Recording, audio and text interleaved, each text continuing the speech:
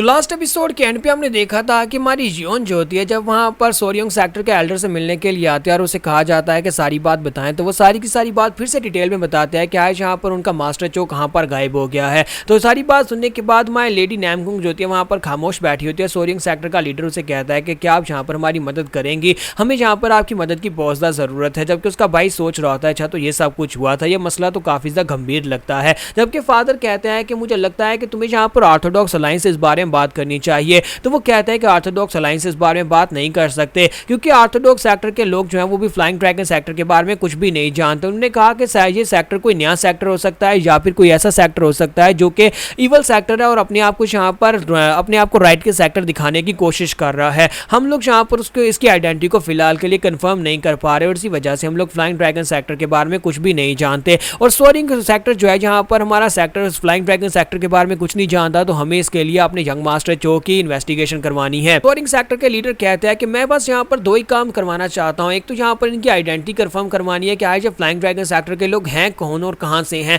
और अगर यहाँ पर उनके बारे में नहीं पता चलता कम से कम मुझे अपने यंग मास्टर चो के बारे में पता करवाना है कि क्या हमारा डिसाइपल जिंदा भी है या फिर मर चुका है। तो मास्टर नैमकुंग जो होते हैं आगे से बिल्कुल खामोश होते हैं, जबकि हमारी जियोन जो होती है वो उठकर खड़ी हो जाती है और वहां पर से भाग जाती है। वो कुछ भी जवाब नहीं देती और चली जाती है। ये बात देखने के बाद ब्रदर उसे कहता है कि तुम कहां पर जा रही हो, कुछ बताकर तो जाओ। जबकि फादर कहता है कि उसे जाने दो। और इसी के साथ ही सोरियोंग सेक्टर के लीडर हैरान परेशान बैठे होते हैं कि मैं जिस लड़की के लिए यहाँ पर आया था उसने कोई जवाब भी नहीं दिया और चली गई है। तो फादर उसे कहता है कि परेशान होने की जरूरत नहीं है, वो अपना सामान पैक करने के लिए गई है। मुझे लगता है कि उसने यहाँ पर सोच लिया है कि वो तुम्हारे साथ जाएगी और तुम्हारे इस मिशन में तुम्हारा साथ देगी और तुम्हारे इस डिसाइपल को ढूंढ निकालेगी। तो उसका ब्रदर भी उसे कहता है कि हाँ आपको बिल्कुल परेशान होने की जरूरत नहीं है। बहुत ही कम बोलती है, यानी कि वो जब उसे जरूरत महसूस होती है सिर्फ तभी बात करती है और आपको परेशान होने की जरूरत नहीं है, हम लोग उस लड़के को ढूंढ निकालेंगे, अगर वो जिंदा हुआ तब भी, अगर वो मर गया हुआ तब भी। और इसी के साथ ही मास्टर जो होते हैं वो सोच रहे होते हैं कि मैं तो यहाँ पर आया था इस लड़की की बात सुनने के बाद। इस लड़की का नाम मैंने सुना था कि ये लड़की काफी बड़ी जीनियस है, लेकिन मुझे देखने के बाद वैसे लगता है जैसे कि मैं डॉक्टर की बजाय किसी हकीम के पास आ गया हूँ। पर उम्मीद करता हूँ कि ये लड़की यहाँ पर इस मिशन को पूरा कर दे, क्योंकि उसकी आंखों में दिखाई देता है कि ये लड़की किसी के भी चेहरे को देखकर पढ़ सकती है कि उस बंदे के दिमाग में क्या चल रहा है। तो यहीं पर से नेक्स्ट सीन जो होता है हमें उस यंग मास्टर चो के घर का दिखाया जाता है। ये लोग उसके घर पहुंच जाते हैं और उसकी मॉम जो होती है वो रो रही होती है और कहती है कि प्लीज मेरे बच्चे को ढूंढ दो, 3 दिन हो गए हैं, मेरा बच्चा सोरिंग सेक्टर में भी नहीं पहुंचा और घर वापस भी नहीं है, प्लीज आप उसे ढूंढ निकालें। तो बड़ा भाई जो होता है उसे कहता है कि आपको परेशान होने की जरूरत नहीं है, हम लोग उसी को ढूंढने के लिए तो यहाँ पर आए, हम लोग बहुत ही जल्दी उसे ढूंढ निकालेंगे। जबकि हमारी जियोन जो होती है अंदर ही अंदर अपनी इन्वेस्टिगेशन कर रही होती है और कहती है कि 3 दिन पहले वो यहाँ पर से गायब हुआ था। इसका मतलब यह है कि वो सोरिंग सेक्टर के लिए यहाँ पर से निकला था और सोरिंग सेक्टर के मुताबिक वो एक स्कॉलर स्वर्ड है, यानी कि वो एक कमाल का तलवारबाज है और एक राइजिंग स्वर्ड मैन भी। आगे जाने के बाद वो सोरिंग सेक्टर में काफी सारे रैंक्स अचीव कर सकता था। उसका नाम यानी कि उसे यहाँ पर स्कॉलर स्वर्ड का टाइटल दिया गया। टाइटल का मतलब यह है कि वो म्यूजियम में काफी ज्यादा फेमस भी होने वाला है। एक ब्रेव यंग स्वर्ड्समैन अचानक से कैसे गायब हो सकता है, वो भी 3 दिन पहले जो अपने घर से निकला हो अपने सेक्टर के लिए। यहाँ पर मेरे ज़हन में तो सिर्फ एक ही बात आती है कि उसकी किसी के साथ फाइट हुई होगी, और अगर वो किसी के साथ फाइट हुई होगी तो उस फाइट के बीच या तो वो मारा गया होगा या फिर उसे किडनैप कर लिया गया होगा।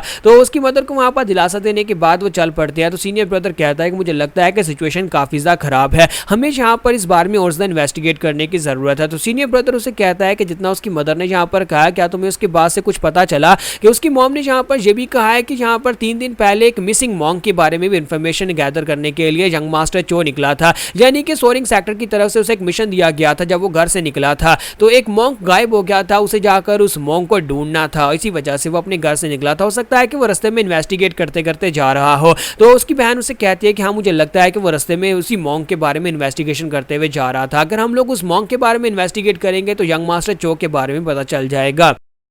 उसके लिए हमें यहाँ पर किसी करीबी होटल में जाना पड़ेगा। तो सीनियर ब्रदर उसे कहता है तुम्हें पता है ना कि म्यूजियम के होटल कैसे होते हैं, वहाँ पर हमेशा गुंडे लोग आते हैं, तो क्या तुम किसी होटल में जाना चाहोगी। तो वो कहती है हाँ क्यों नहीं, होटल में जाकर इन्फॉर्मेशन मिलेगी, ऐसी जगहों के ऊपर इन्फॉर्मेशन मिलती है। तो वो दोनों वहाँ पर से जो पास का होटल होता है उसमें पहुंच जाते हैं। वहाँ पर पहुंचने के बाद जो रिसेप्शनिस्ट होता है उनसे कहता है कि सर आ जाएं, बताएं कि आप क्या खाना पीना चाहेंगे। तो सीनियर ब्रदर उसे कहता है कि हमें तुमसे कुछ इन्फॉर्मेशन चाहिए। तो जब वो उस इन्फॉर्मेशन का कहता है उसे कहता है कि हम यहाँ पर तुमसे कुछ सवाल पूछना चाहते जाते हैं और साथ ही हमारी जो जियोन होती है वो आसपास देख रही होती है। तो सीनियर ब्रदर उसे बताता है कि क्या यहाँ पर कोई 20 साल की उम्र का कोई लड़का आया था जो कि स्कॉलर वर्ड के नाम से काफी ज्यादा फेमस है, क्या वो इस जगह के ऊपर आया था खाना खाने के लिए? हमें यहाँ पर उसके बारे में इंफॉर्मेशन चाहिए होगी। 3 दिन पहले की बात है। हाँ, मुझे पता है कि यहाँ पर बहुत सारे लोग आते हैं और तुम्हें यहाँ पर हर किसी को याद रखना मुश्किल होता होगा, लेकिन क्या तुम यहाँ पर उसके बारे में थोड़ा बहुत अपने जहन पर जोर डालकर याद कर सकते हो? तो रिसेप्शनिस्ट जो होता है वो जियोन की तरफ देखते हुए कहता है, हाँ मुझे याद है, वो लड़का मुझे अच्छी तरह से याद है, मैं उसे कैसे भूल सकता हूँ।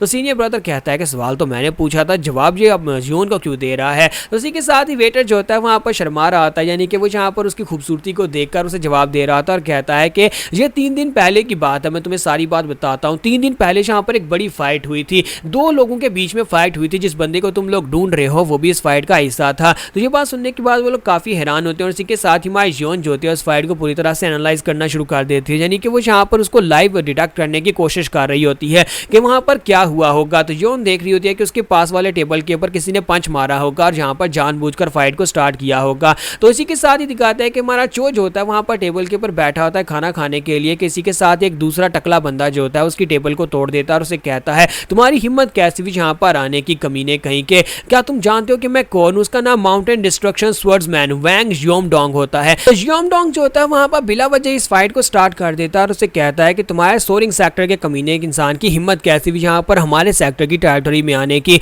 असल में यहाँ पर जो इलाका होता है जो उनके सेक्टर का होता है और यहाँ पर वो उनके सेक्टर में आ जाता है। तो वो उसे कहता है कि मैं यहाँ पर इस करीब के गांव में इन्वेस्टिगेट करने के लिए आया था, एक मिसिंग मॉन्क के केस को इन्वेस्टिगेट करने के लिए मैं इस इलाके में आया हूँ, मेरा यहाँ पर तुम्हारे साथ कोई लेना देना नहीं और यहाँ पर इस फाइट को स्टार्ट मत करो। जबकि जियोमडोंग उसे कहता है कि मुझे इस बात से फर्क नहीं पड़ता, लेकिन अफसोस कि तुम्हारा सामना यहाँ पर मेरे साथ हो गया है। मेरे यहाँ पर गुस्सा आ जाता है जब भी मैं सोरिंग सेक्टर के कमीनों को देखता हूँ और जहाँ पर अब मेरा खून खोल रहा है तुम्हें मारने के लिए, मैं तुम्हें अभी यहीं पर मार डालूंगा। जबकि यंग मास्टर चो से कहता है, क्या तुम वाकई में यहाँ पर मरना चाहते हो जो तुम यहाँ पर इस तरह की बात कर रहे हो? क्या तुम्हें लगता है कि सोरिंग सेक्टर के लोग कमजोर है जो यहाँ पर तुम्हारे सेक्टर के सामने घुटने टेक देंगे? मैं यहाँ पर तुमसे बिल्कुल भी नहीं डरता, कमीने कहीं के, तुमने यहाँ पर इसकी शुरुआत किया। तो वो टकला जियोमडोंग उसे कहता है कि हाँ तुम्हें जितना ज्यादा टफ बनना है बन लो, लेकिन तुम मेरे हाथ से मरने वाले। और इसी के साथ ही दोनों के बीच में वहां पर फाइट शुरू हो जाती है। दोनों वहां पर अपनी अपनी तलवारों को टकराना शुरू कर देते हैं।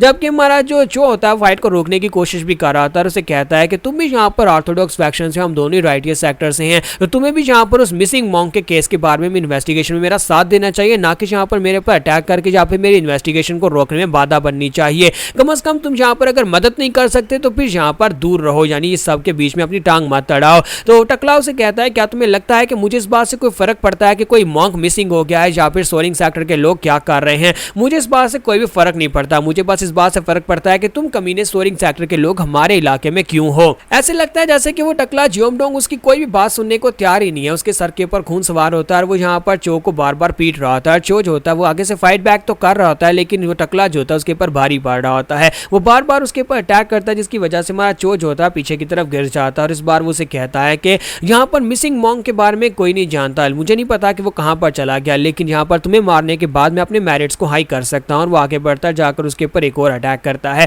जबकि साइड के ऊपर दिखाता है कि जोखा और उसकी पार्टी भी बैठे होते हैं। जोखा कहता है कि ये देखो, किसी जगह के ऊपर भी सुकून नहीं है, अब यहाँ पर इन कमीने लोगों ने शोर मचाना शुरू कर दिया है। यहाँ पर हमारी एपिसोड 66 का एंड करेंगे और नेक्स्ट एपिसोड में देखेंगे क्या है यंग मास्टर चो का क्या बना, वो कहाँ पर चला गया।